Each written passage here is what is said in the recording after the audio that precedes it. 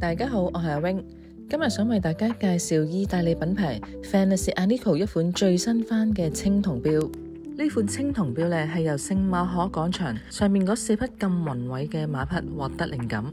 打造青銅錶嘅工藝咧，可以話係威尼斯工藝技術嘅一部分。所以呢款咁獨特嘅青銅錶，就係將聖馬可教堂嘅莊嚴同埋當代嘅工藝匠心融合為一齊。呢款經過精心打磨嘅青銅錶錶殼咧，會隨住時間嘅過去而形成獨特嘅氧化變色，而錶迷亦都可以用唔同嘅方法咧，將呢啲氧化咗嘅顏色還原翻，可以好似新錶一樣。因為青銅錶有呢種嘅特質，所以近幾年咧都好受錶迷歡迎。簡單講翻呢隻錶嘅規格，直徑係40mm，而厚度咧只有9.95mm， 非常之纖薄，戴上手咧好輕盈同埋舒適。而個面盤都好特別，係用咗珐琅漆嘅工藝，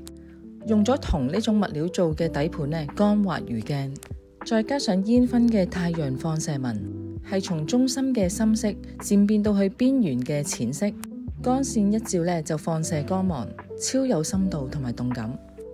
採用緊日本 Miyota 9系機芯，每小時嘅震頻咧有28,800次，動力儲存大約42小時。錶面上面嘅指針同埋刻度咧，都做咗瑞士級數嘅 Lumilova 藍夜光，而佢呢條橡膠錶帶咧係一體式嘅設計，再配翻一個青銅嘅錶扣。